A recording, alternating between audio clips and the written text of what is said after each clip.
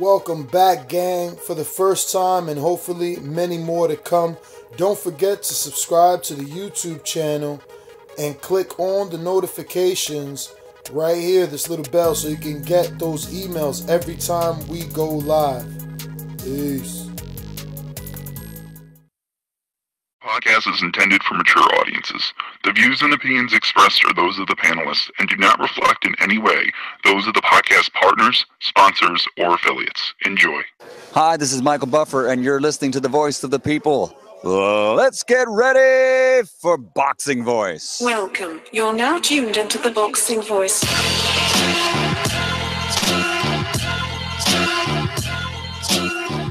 ThaBoxingvoice.com.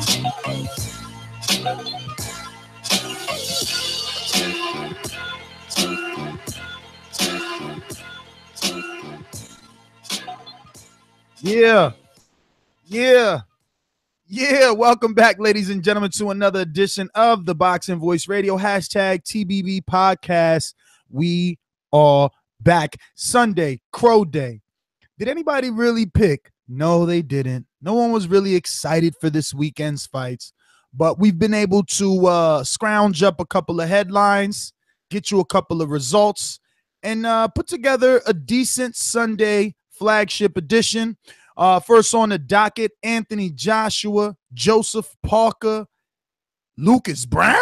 Dun, dun, dun. Man, we need that soundbite. I think I do have that. I got to go through that. Oh, you should have been on point then, fam. I wasn't ready for it. My bad. Well, there you go. You should have been on point. So we got a new triangle of sins. We'll give you all the details. We're going to make you stick around for the details, but you're not going to truly be pleased with what we have to say pertaining to those three heavyweights. Dropping down to the light heavyweight division, obviously, Sergey Kovalev has come back to light heavyweight division trying to recapture his throne. He was able to acquire one of his many titles that slipped away due to his loss to Andre Ward, who is now retired. We'll give you the details on his win as well as the details on Gamboa's win. I don't think that was the same one I was looking for, but, details on Gamboa's win and, whether or not he really won. And Kell Brook is back. We'll let you know where he's going to be campaigning at. And there's also some Carl Frampton news. He's being sued. Just a lot of little headlines out there. TBV is back. Don't forget the number 1-425-569-5241. Press 1 time. Voice your opinion here on the Voice of the People hotline. International callers. Don't forget to add Nestor Gibbs on Skype. That's NESTORGIBBS. Shout out to all our patrons. Shout out to all our super chatters. We about to get this thing started. Let's head on out to the Golden State to the one Matt, the hipster. Dollar DiBiase production. This is a beautiful performance against a very tough guy in Michael Johnson. How do you feel about it? Fuck that. Conor McGregor. ThaBoxingvoice.com. You know me, Larry. From a wicked entrance, from a flip over the rock into a knockout. When the main thing is, I just know the guy. I wish. ThaBoxingvoice.com. The hipsters here, haters beware. Welcome back. We went 4 shows yesterday, something like that, some insane number. A little bit podcast out in a way. These fights were so, and then obviously Kovalev had that huge knockout, which sort of saved the event last night. And plus this news of Joseph Parker, Lucas Browne. It's a little bit old. It's a few days old, but we didn't report on it, so I feel like we need to because, again, this is the saga right now. What is Anthony Joshua's next move? And all these other pieces trying to get that fight. It is sort of the big news topic of the boxing world right now. So we need to cover it from every aspect. Can't wait to chop it up with you, Ness, and Cash Wheezy, and the callers. Well, speaking of Mr. Wheezy, let's head on back to the Garden State, to the home of the fashion designer, boxing fan apparel himself. What's up, man? Yeah, I just want to say I said fight too. Stay focused. Stay working my dad. I Boxing Voice. Because if he comes to fight, then I'm going to look for him. said fight too. I think you're accurate. Yo, what's up, everybody on the boxing world and on TBV Podcast Live. My name is Enrique Church, and I did make a pick on the fight. I picked Gamboa. I was surprised that I learned about that fight like Thursday. I was like, oh shit, Gamboa is fighting in the Garden on the Kovalev card. So yes, it was a good night, good dose. So I couldn't make it on the live chat, but yeah, jumping into the Lucas Browne, Joseph Parker. I only know Joseph Parker.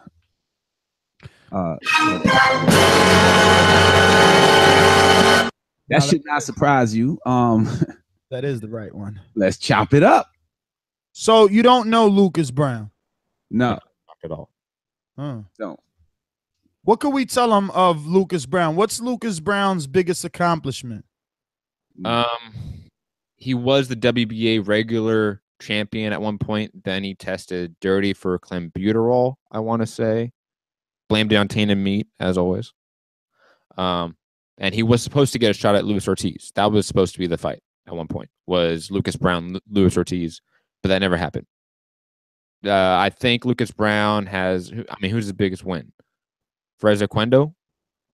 Like, that's probably it. What's his alias? Is it Big Daddy? Oh, I have no idea. That be him. That is him. Well, he's got a 0 on his loss side, and he has 22 KOs. But I still don't know who he is. I'm looking at his resume. You know, that's how I do it now. And I would say, just based off of no popularity, Joseph, Anthony Joshua or Wilder will probably destroy this dude. I hear you, and you know, that's a fair assessment, especially on a casual fan's perspective, to go based off resume and, you know, feel that way. I don't know. I gotta go through Lucas's Browne resume myself. I believe a couple years ago he had a win that we weren't expecting him to get. Oh yeah, there it is. He beat Ruslan Chagayev. That kind of is what made me believe he was that's what made me a believer, you know, similar to that Curtis Stevens fight with Gennady. You know, that fight showed me, oh, okay, Lucas is a true contender. He's got other wins. Nothing, you know. James Toney, that was old as hell. Yeah, you know, nothing like outlandish or anything like that. That is like, oh, Ness, you forgot so and so. You know, you got to really go in your bag to start talking about his resume. But that Chagayev win, I do rate that win. That I believe was how he got the WBA. It was a legitimate win. I just don't know if that was the win that had any, you know, testing or whatever attached to it, like negative testing, should I say? I'm not sure. I'm on BoxRec. I don't see that it was overturned. So we got to give him credit for that. You know what I mean? I believe he actually went through the process of repealing it and actually won his case. I could be wrong, but I believe that's the case here. So now that we've given you a little bit of backstory, he is an Australian heavyweight. We've done numerous interviews with him, and we got some footage on him on our YouTube. Just go check it out. It would be a decent fight between he and Joseph Parker. And, I mean, New Zealand, Australia, that's kind of like the same backyard. No, they could probably get it popping easily in terms of, you know, filling some stadiums or something. But let's tell the people what this truly is. And it's Team Parker showing their muscle in a sense. Trying to say, like, hey, make up your mind because we got other plans already lined up. What do you think about that? And I mean, you know, and then I guess casual, you know, how'd you receive all this new information when it's your turn? Higgins, obviously the owner of Duco Events, said they also have a potential lucrative deal with a Russian fighter. They did not name him. That could be also on the table. So it's just, to me, it's strong arming or flexing to the media in a way. It's telling Joshua, who really doesn't need you, Parker, right now, let's be honest, saying, hey, you know, we can go fight other people. We don't need to fight you either. You know, and it's sort of that B side trying to take your ball and go home. And it's also a safety net because, like you said, it is a decent fight. I don't think anyone's really going to not like Lucas Browne versus Joseph Parker. If you're a hardcore fan, that should be an entertaining fight that you want to watch. I'm afraid, you know, I'm a very shrewd businessman. So, I would be afraid to do what Joseph just done. And I'll tell you why, Enrique. Because, like, with Joshua being the commodity that he is, he is an A side. He can pick and choose. He could easily just send Lucas an offer. And we'll all be just as excited, if not more, that now Anthony's making a voluntary defense versus Lucas Browne, steal his thunder, and leave him with nothing but wolves to negotiate with, a la Tyson Fury, Deontay Wilder, Luis Ortiz, whatever's left. You know what I mean? And leave him being Joseph. Just saying. What do you guys think about that? Well, I really don't have an interest in that fight, Joseph Parker. I wouldn't mind. I'm interested in seeing Deontay Wilder fight any of them because I'm a Deontay Wilder fan, as I am an Anthony Joshua fan. So those two names would bring me to a Joseph Parker or Lucas Browne.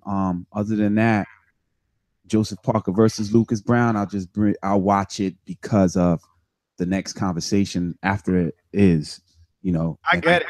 You know what I mean? Yeah, that's a little bit sad though, right? Like a fight between the two doesn't entice the casual fan the way that a fight with either versus one of the other, bigger names in the division does. Well, that makes sense. I mean, there's certain matchups that just that aren't appealing to the casual fan. I don't know, but I think this particular matchup, Matt, it could be exciting. Lucas could actually win this fight.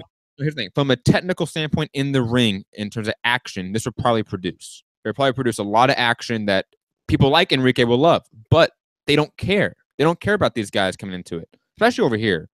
I'm not talking about what's happening in New Zealand or Australia or the UK. Joseph Parker's a little more well-known there. And he has a little more of a fan base in those markets. But here, the casual fans don't care about those two guys. They just don't. Yo, Lucas is 38, so that may be an issue. Joseph is a young heavyweight. So we'll see. I mean, that is that news.